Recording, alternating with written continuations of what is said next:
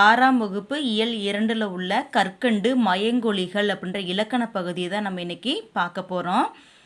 கவனிங்க, மயங்கொலிகள்னா என்னன்னு முதல்ல தெரிஞ்சுக்கலாம். மனம், மனம். மேலே உள்ள 2 எழுத்துக்களை கவனியுங்கள். உச்சரிக்கும் போது ஏறத்தாழ ஒன்று போலவே ஒலிக்கின்றன, ஆனால் இரண்டுக்கும் வேறுபாடு உண்டு. இவ்வாறு உச்சரிப்பின் சிறிதளவு மட்டுமே வேறுபாடு உள்ள ஒலிகளை மயங்கொலிகள் என்கிறோம். மேலே நம்ம ரெண்டுமே ரீட் பண்ணி பார்த்தோம். ரெண்டுமே ஒரு மாதிரி தெரிஞ்சாலும் ஆனால் இதுக்கு வித்தியாசம் உண்டு, பொருள் வேறுபாடு உண்டு. ஆனால் உச்சரிப்பு ரெண்டுக்கு ஒன்றா இருக்கிற மாதிரி தான் நம்மளுக்கு தோணுது. இதுக்கு பேர் தான் என்னது, மயங்கொலிகள். அதாவது உச்சரிப்பு சிறிதளவு மட்டும்தான் மாறுபடும், அதுதான் மயங்கொலிகள். பாருங்க, ந ந ந, ல ழ ல, ர ர. 8 எழுத்துக்களும் மயங்கொலி எழுத்துக்கள் ஆகும். இது முக்கியமான கொஸ்டின், இதை பார்த்துக்கோங்க. இந்த 8 எழுத்துக்கள் என்னது, மயங்கொலி எழுத்துக்கள். அடுத்து பாருங்க, ந ந ந எழுத்துக்கள் எப்படி ஒலிக்குதுன்னு சொல்லி அழகாக போட்டிருக்காங்க பாருங்க. அதாவது இந்த ந இருக்குல்ல, ந, நாவின் நுனி மேல்வாய் அன்னத்தின் நடுப்பகுதியே.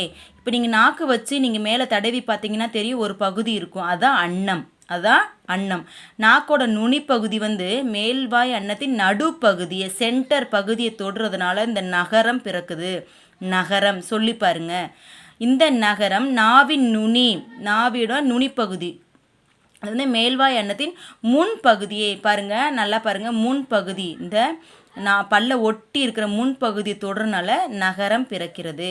இந்த ந எனது நாவின் நுனி மேல்வாய் பல்லின் அடிப்பகுதியை, நாக்குக்கிட்ட நல்ல நல்ல ஒட்டி வரணும், நாக்குக்கிட்ட அடிப்பகுதியை தொடர்னால இந்த நகரம் பிறக்குது. புரியுதுங்களா? பாருங்க, இட்டு, இன்னு, இத்து, இந்து, இரு, இன்னு, இதெல்லாம் இணை எழுத்துக்கள். இன எழுத்துக்கள். இந்த இணை எழுத்துக்களை கொண்டு அதாவது டகரத்தை அடுத்து வரும் நகரம் தன்னகரம்.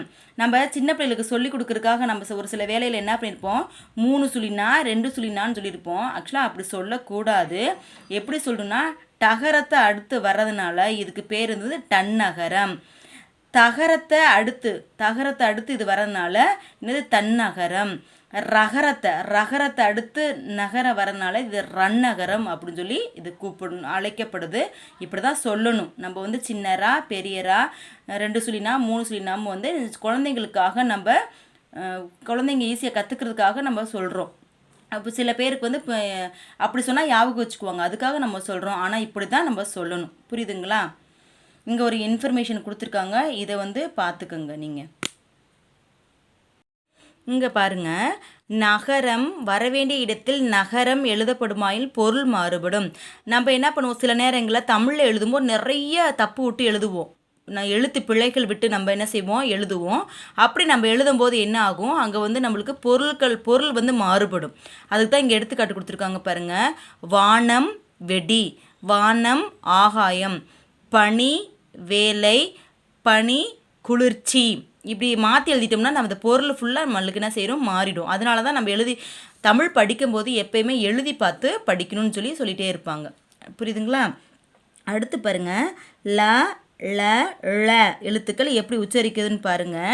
அதாவது இந்த ல பாருங்க, நாவின் நுனி மேல் பல்லின் அடியே தொடுவதால் ல தோன்றும். ல புரியுதுங்களா? சொல்லி பாருங்க. இந்த ல பாருங்க, நாவின் மேல் அன்னத்தின் நடுப்பகுதி, நடுப்பகுதினானது சென்டரை தொடுவதால் லகரம் தோன்றும். இதுக்கு பேர் பொது லகரம் சொல்லி சொல்லுவாங்க. நடுப்பகுதி, நடுப்பகுதி தொடணும். புரியுதுங்களா? அடுத்து ழா என்னது, நாவின் நுனி மேல் நோக்கி வளைந்து, நல்லா கவனிச்சுக்கோங்க, வளைந்து வருடுவதால், நல்ல நாக்கு வளைஞ்சு மேலே தடவிட்டு வரணும், அதான் லகரம். புரியுதுங்களா? இந்த லகரமும் ழகரமும் ஒரே இடத்துல தான் ஒலிக்கப்படும். இந்த சிறப்பு ழா இருக்குது பார்த்தீங்கன்னா, லா தமிழுக்கே சிறப்பானதுனால இதுக்கு இன்னொரு பேர் சிறப்பு லகரம்னு சொல்லிட்டு இதுக்கு இன்னொரு பேர் இருக்குது.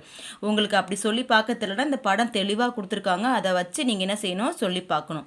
இப்போ லகர வேறுபாடு வர்றதை இங்கே போட்டிருக்காங்க பாருங்கள். விலை, பொருளின் மதிப்பு. விலை உண்டாக்குதல். விளை விரும்பு. இலை செடியின் இலை. இலை மெலிந்து போதல். இழை நூல் இழை. புரியுதுங்களா? அடுத்து பாருங்க ர ர எழுத்துக்கள். இந்த ராவை பாருங்க நாவின் நுனி. நாவின் நுனி மேல் அன்னத்தின் முதல் பகுதியை தொட்டு வருவதால் ரகரம் தோன்றுகிறது.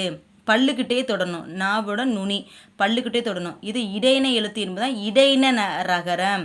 நம்ம சின்ன ரான்னு சொல்லுவோம் சில வேலைகளில். இதுக்கு ஆக்சுவலாக எப்படி சொல்லணும் அப்படின்னா இடையின ரகரம்னு சொல்லி சொல்லணும். புரியுதுங்களா? அடுத்து ர. என்னது? ர. நாவின் நுனி மேல் அன்னத்தின் மைய பகுதியை. அங்கே என்ன பார்த்தோம்? முதல் பகுதின்னு பார்த்தோம். இங்கே மைய பகுதியை உரசுவதால் ரகரம் தோன்றுகிறது. இது வல்லின எழுத்து என்பதால் இது வல்லின ரகரம். இது இடைன ரகரம். இது வல்லின ரகரம் அப்படின்னு சொல்லி சொல்லணும். இதை பாருங்க. ர வேறுபாடு, பொருள் வேறுபாடு. ஏரி குளம். ஏரி மேலே ஏரி. கூரை வீட்டின் கூரை. கூரை புடவை. புரியுதுங்களா? இப்படி பொருள் வேறுபாடு. அதனால தான் இது மயங்கொல்லி பிழை வராமல் நம்ம எழுதணும். அதனால் தமிழ் மொழியை எப்பயுமே படித்து நம்ம என்ன செய்யணும்? எழுதி பார்க்கணும். புரியுதுங்களா? கற்பவை கற்றபின் பாருங்க. லகர ல ஆகிய எழுத்துக்கள் அமைந்த சொற்களை பொருளுடன் தொகுக்க. இந்த 3 லா வர்ற மாதிரி எழுத்துக்களை நம்ம என்ன செய்யணும்? அதை எழுதணும்னு சொல்லியிருக்காங்க. மயங்கொலி எழுத்துக்களை உங்களது நண்பரிடம் ஒழித்து காட்டுக. உங்கள் ஃப்ரெண்ட்ஸோட என்ன செய்யணும்? பேசி பழகுங்கன்னு சொல்லி சொல்கிறாங்க. புரியுதுங்களா? அடுத்து மதிப்பீடு பாருங்க. சரியான விடையை தேர்ந்தெடுத்து எழுதுக. சிரம் என்பது தலை. என்னது? தலை. இலைக்கு வேறு பெயர் தழை. வண்டி இழுப்பது காளை. கடலுக்கு வேறு பெயர் பறவை. பறவை வானில் பறந்தது. கதவை மெல்ல திறந்தான். பூ மனம் வீசுகிறது. புலியின் கண் சிவந்து காணப்படும். குழந்தைகள் பந்து விளையாடினர். வீட்டு வாசலில் கோலம் போட்டனர். புரியுதுங்களா? இங்கே 2 தவறான எழுது ஒன்று கொடுத்துருக்காங்க, சரியானது ஒன்று கொடுத்துருக்காங்க. நம்ம தொடருக்கு தகுந்த மாதிரி கரெக்டானது எடுத்து எழுதணும். தொடர்களில் உள்ள மயங்கொலி பிழைகளை திருத்தி எழுதுக.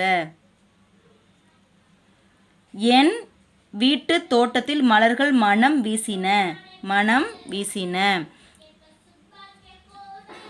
பாருங்க. எண்ணுன்றது என்னது? இங்கே 3 சுழியின் கொடுத்துருக்காங்க. ஆனால் என்னது? 2 சுழியின் வரணும். இங்கே 3 சுழியின் நான் வரணும். தேர் திருவிழாவிற்கு சென்றனர். திருவிழா சிறப்புழா வரணும். சென்றனர் 2 சுழியின் வரணும். வாழைப்பழம் உடலுக்கு மிகவும் நல்லது. பழம் சிறப்புழா வரணும். நல்லது என்னது? இந்த லா வரணும். புரியுதுங்களா? பொருள் வேறுபாடு அறிந்து எழுதுக. போரில் பயன்படுத்தியது வாள். பூனைக்கு உள்ளது வால்.